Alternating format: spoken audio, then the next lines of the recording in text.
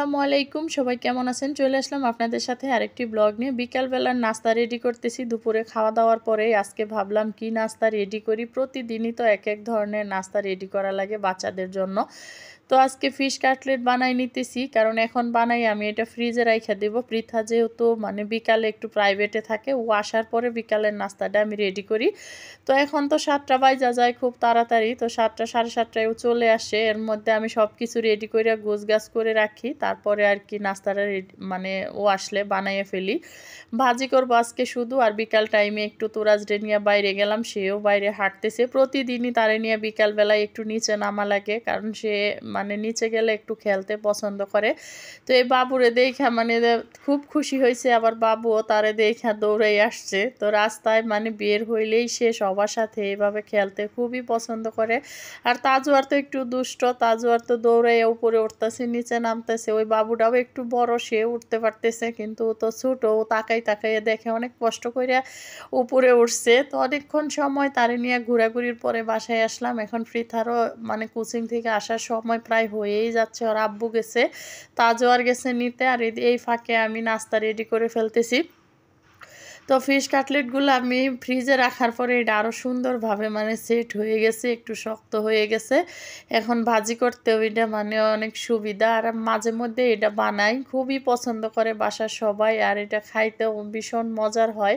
তো যেহেতু পাঙ্গাস মাছে কাটা কম, আমি আজকে পাঙ্গাস মাছ দিয়েই বানাইছি। পাঙ্গাস, তেলাপিয়া এই মাছগুলা দিয়ে বেশি মজা হয় আর কি। এই মাছ দিয়ে বানাইলে কাটা বাছাও সহজ, আবার সব মাছ দিয়েই হয়, কিন্তু এই মাছ দিয়েই আমি বেশিরভাগই করি আর কি। এই মাছটা আলাদা আনি মানে কাটলেট খাওয়ার জন্যই।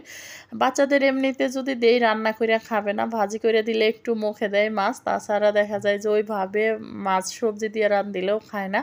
আবার ফিশ কাটলেটটা বানাই দিলে মানে মনের খুশিতে আনন্দে খাবে, বলবে যে আম্মু এটা আমাদের প্রতিদিনই তুমি বানাইয়ে দিও। তো প্রতিদিন তো আর পারি না, মাঝে মধ্যে বানাই, আর বানাইয়ে যে ফ্রিজে রাখবো এই সুযোগও নাই, কারণ তাজওয়ারের জন্য কোনো কিছুই রাখতে পারি না। আগে যেমন চিকেন ফ্রাই, এরপরে ফ্রেঞ্চ ফ্রাই, চিকেন বল এগুলো বানাইয়া ডিপ করতাম, পরে মাঝে মধ্যে পৃথারে টিফিন দিতাম, কিংবা মানে আমরাও নাস্তা করতে পারতাম বিকালবেলায়। এখন আর ওই সুযোগটা হয় না, কারণ তাজওয়ারের জন্য কোনো কিছু রাখা যায় না। সে সারাদিন যা থাকে ফ্রিজে এইগুলাই আগে খাইয়া শেষ করে তারপরে ভাত টাত খায়, এরকম মানে জ্বালায় আর কি।